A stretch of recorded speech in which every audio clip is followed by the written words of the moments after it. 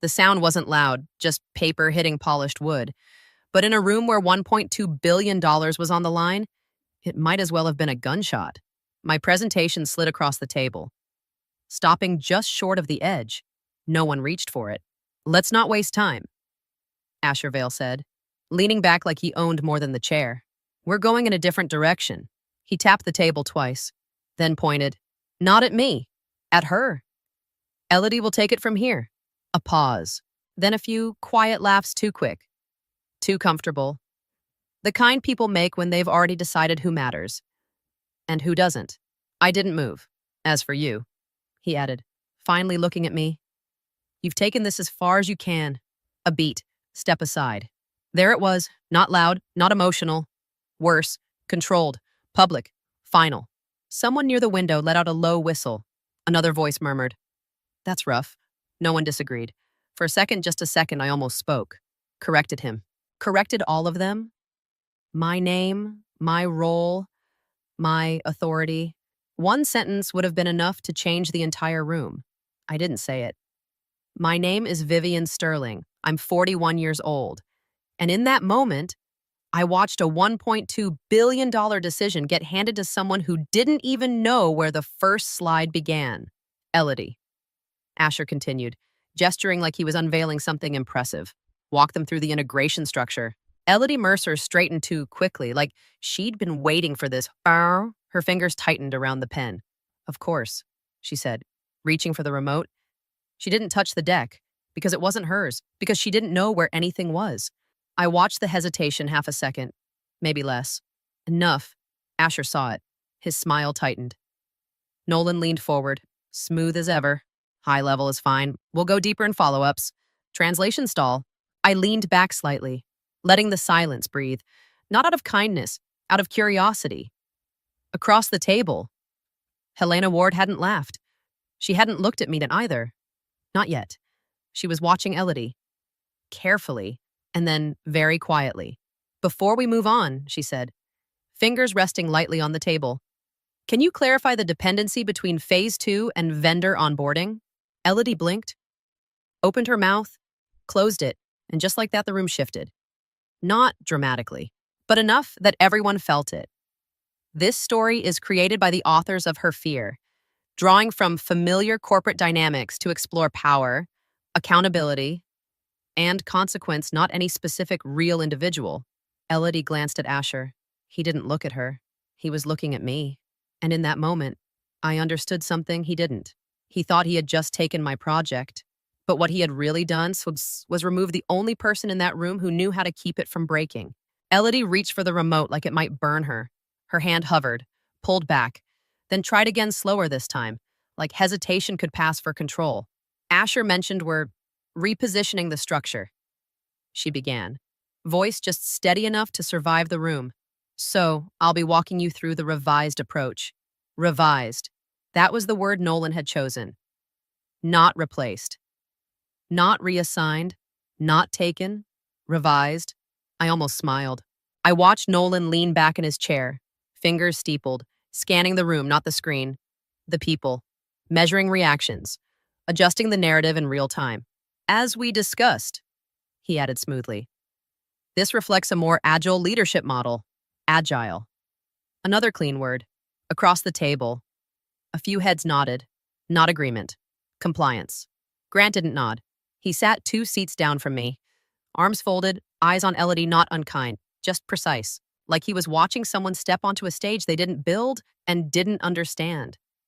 "This section," Elodie continued, clicking forward, "covers integration dependencies across Phase 1 and 2. It didn't. She skipped a slide. Then another. Each click just slightly too fast, like she was trying to stay ahead of something catching up behind her. Asher didn't look at the screen. He was watching her, not like a leader, not like someone tracking a decision he was already starting to regret, but too late to take back. I leaned back, letting the distance settle. For a moment, I wondered if I should step in. One sentence, one correction. It would have saved all of them. I didn't, because now I needed to see how far they were willing to go. Without me.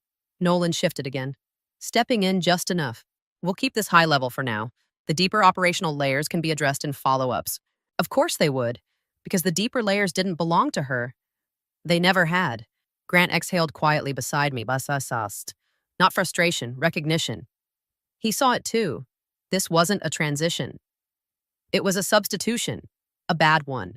And then very calmly, Helena leaned forward. Before we move on, she said, eyes steady on Elodie. Walk me through the dependency between Phase 2 and vendor onboarding. Elodie froze. And just like that, the room stopped pretending. Elodie's fingers tightened around the remote. Phase 2, she repeated.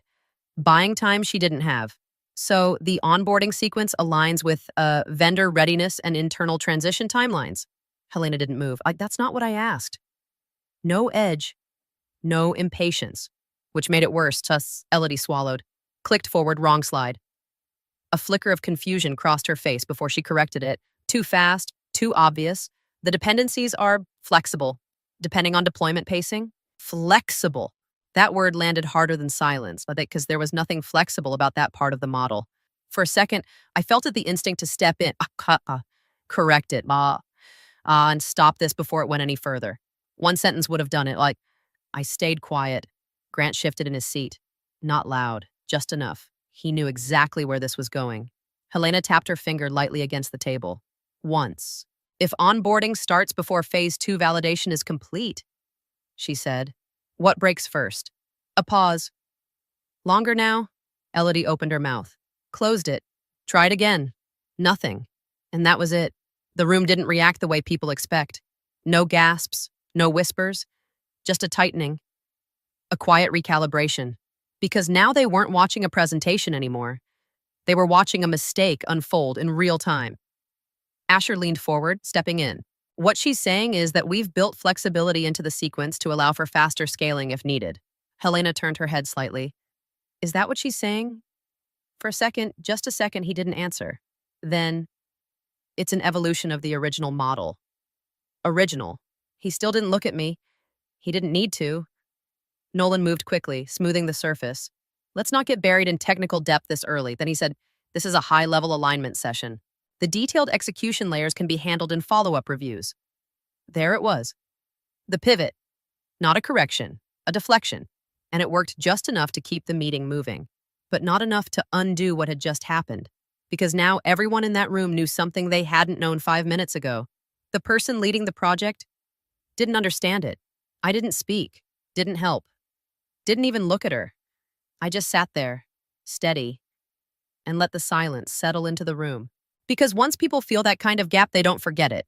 Helena leaned back slightly. Her eyes moved away from the screen, away from Elodie, and finally to me. That was the moment the room stopped pretending this was a transition and started asking who should have been speaking instead. Helena didn't open the next slide, or she didn't look at Elodie either. Her gaze moved slowly, deliberately across the table, and stopped on the empty chair beside Grant. My understanding, she said, voice calm, controlled, is that the prior briefings for this project were led by someone else. No one answered. Not immediately.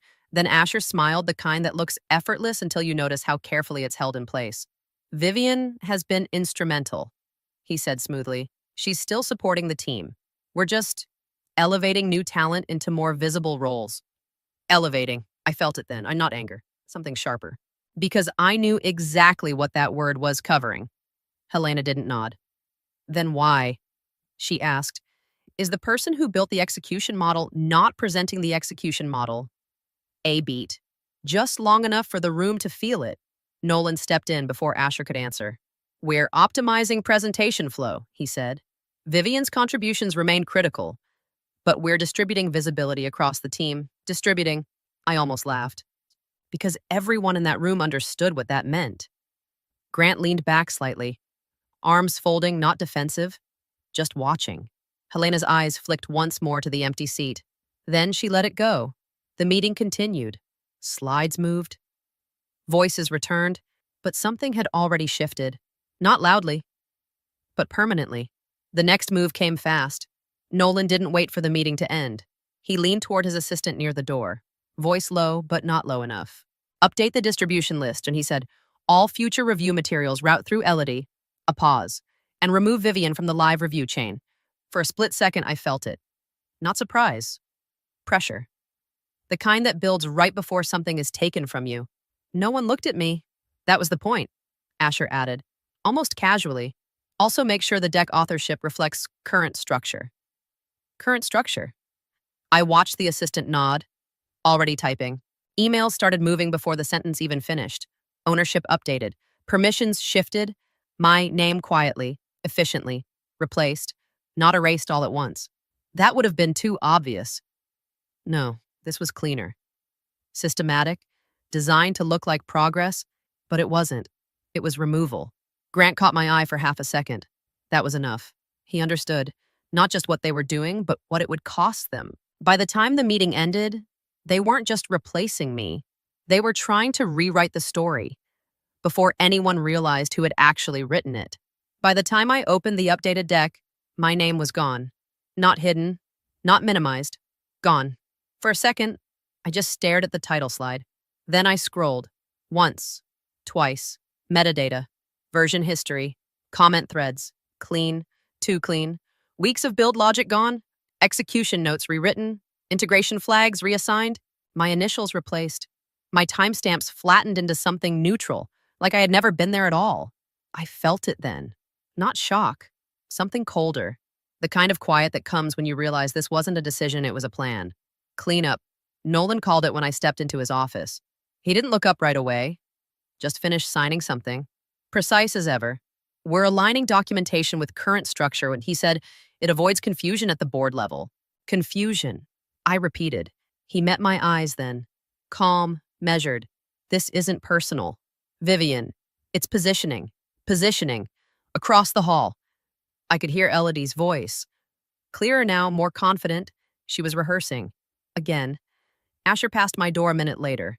Phone pressed to his ear. We'll have a clean narrative by end of week, he said. A pause. Yes, she's presenting. Another pause. No, there won't be inconsistencies. Then a quiet laugh. They won't need to go that deep.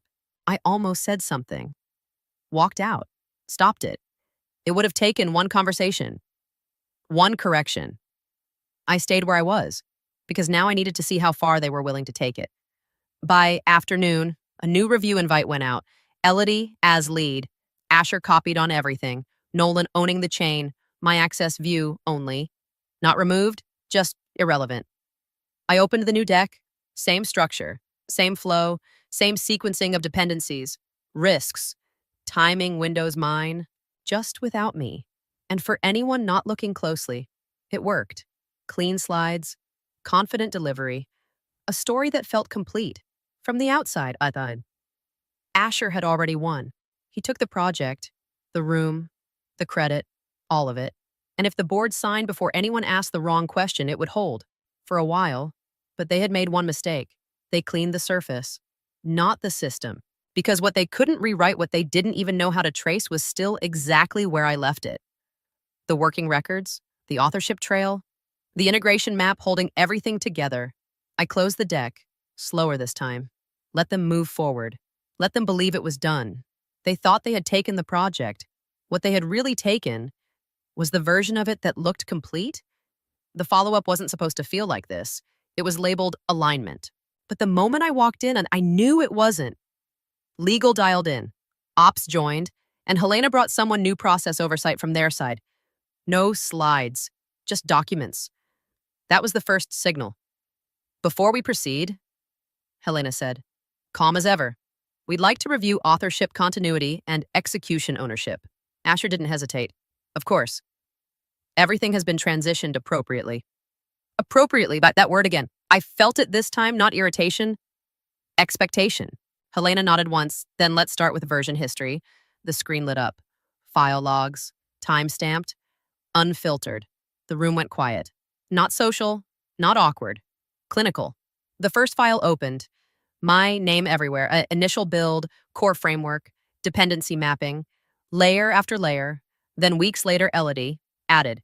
Not leading, not structuring, just inserted. I watched Asher from the corner of my eye. Still composed, still holding it together. The next file opened. Comment threads, execution notes, risk flags, all tied back to me. Even the sections now labeled under her name still carried my logic underneath. Ops leaned forward. Who handled integration sequencing? Someone asked. No one answered immediately. Helena didn't look up.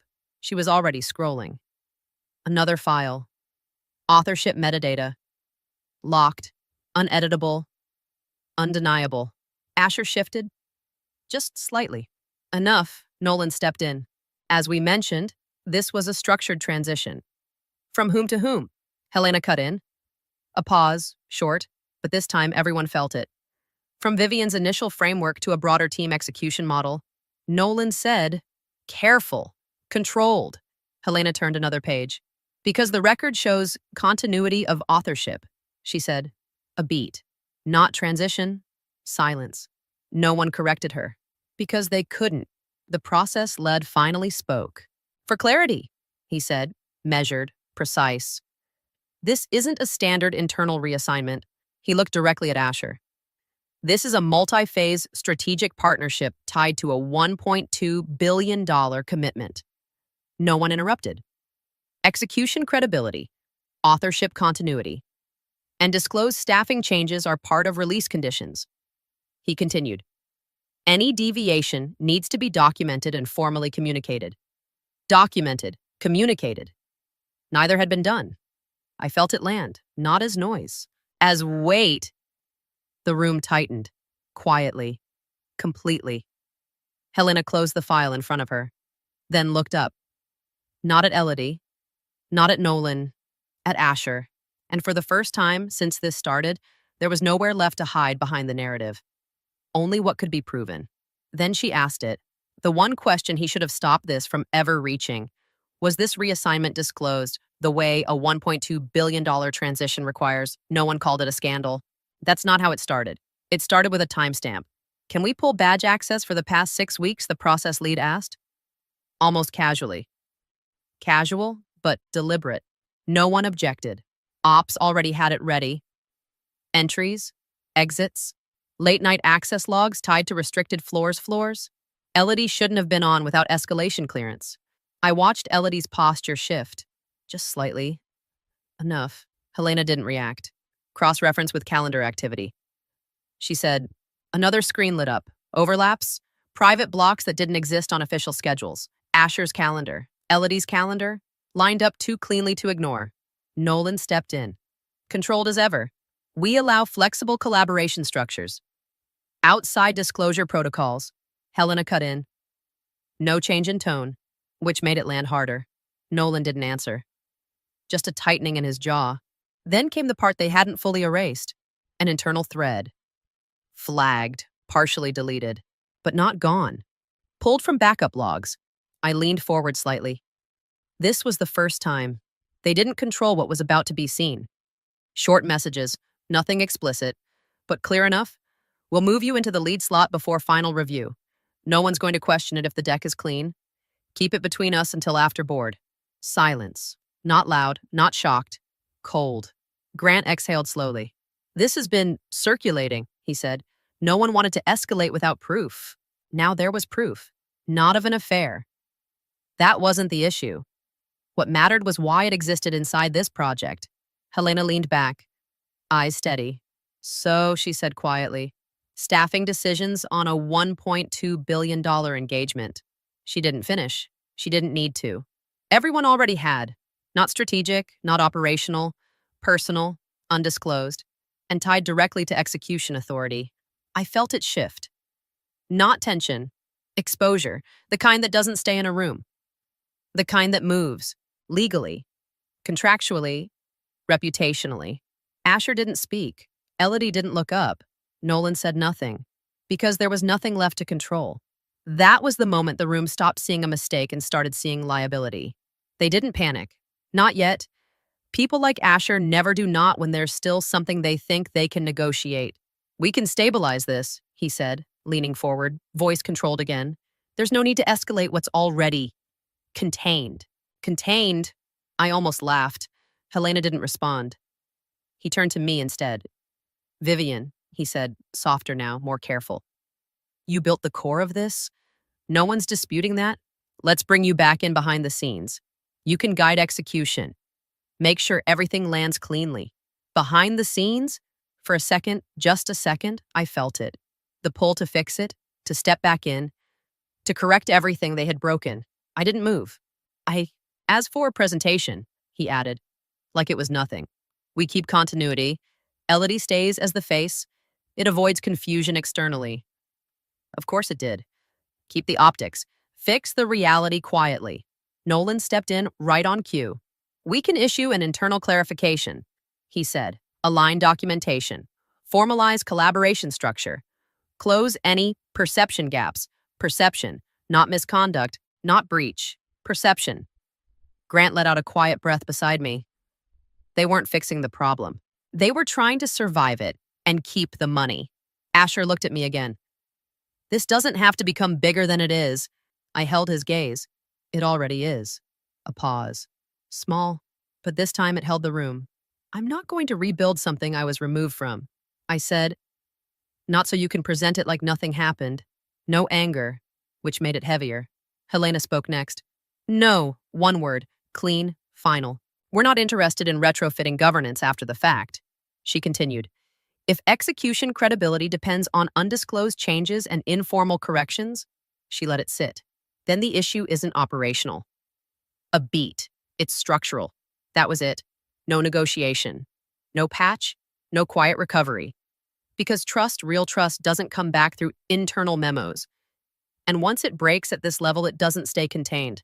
I watched Asher lean back slowly, still calculating, still thinking this could be managed. They all were, and they still thought this was something they could fix. It wasn't.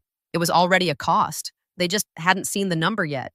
The message didn't come with drama, no raised voices, no emergency alerts, just a formal notice, pending governance review. We are placing the partnership on hold, on hold.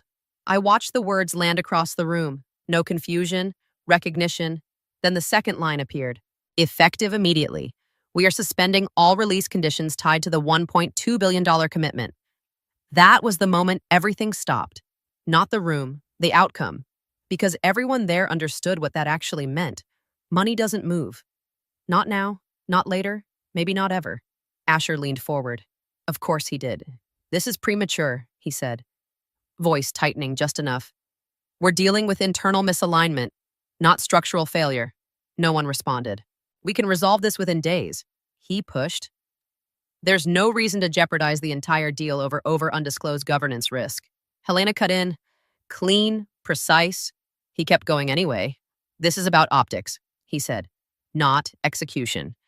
And then he made the mistake. And frankly, the confusion started when he didn't say my name, and he didn't need to, because by then, the room had already moved past blame. You can't remove the person who holds the system together and then blame them when it collapses. Ops spoke first. Execution credibility is tied to authorship continuity.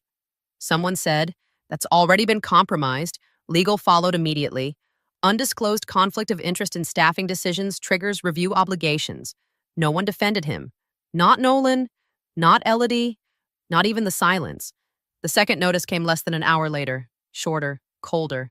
We are withdrawing from the current structure of the partnership. Not paused, not delayed, withdrawn, $1.2 billion gone. Not because the project failed, because the system behind it couldn't be trusted. That was the difference, and that was the price. The board moved fast. Emergency session, immediate review, succession planning reopened.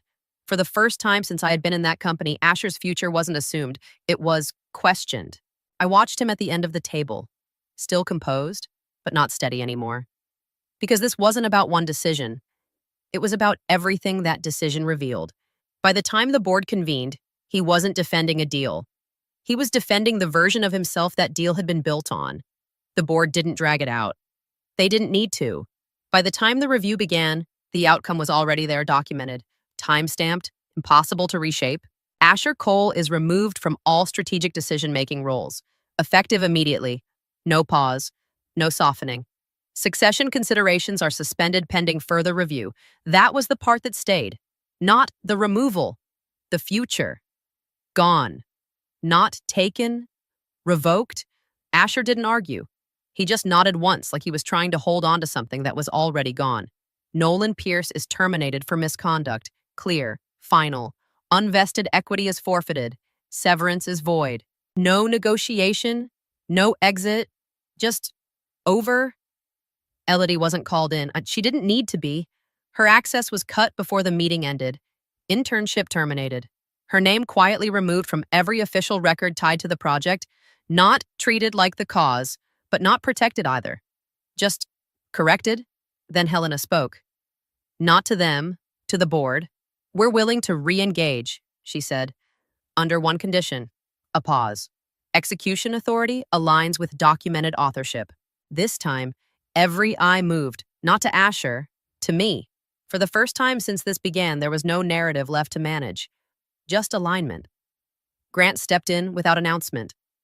Operations oversight, expanded authority, the kind of shift that doesn't make noise but changes everything underneath. Policy followed. Authorship trails locked. Staffing conflicts, mandatory disclosure, approval chains elevated beyond anyone who thought they could bend them. The structure didn't collapse. It reset, cleaner, harder to break. A week later, I walked back into the same boardroom. Same glass walls, same skyline, different weight. Asher's chair was empty. Nolan's seat cleared. No one replaced them. Grant walked in behind me, setting a file down. Feels quieter, he said. I looked around. He was right. Not because something was missing, because something had finally been removed. The pressure, the distortion, the part no one named while it was still there. I sat down, resting my hand on the table that used to feel contested. Now it didn't. I allowed myself a small smile. Not for what was lost, for what was finally clear. Because they didn't just lose the deal, they lost the right to control it. This story is created by the authors of Her Fear, inspired by familiar corporate realities to explore accountability, power, and consequence, not any specific real individual or event. What happened in that room isn't rare, it's just usually hidden. People don't always lose because they lack ability. Sometimes. They lose because someone louder rewrites the narrative to some. But systems built on shortcuts don't hold. Sooner or later, truth shows up in records, found in patterns, and in what can't be erased. And when it does, it doesn't need noise to win. If you've ever been underestimated, replaced, or quietly pushed aside, what would you have done in that moment? Tell me where you're watching from, and whether you've ever seen something like this happen.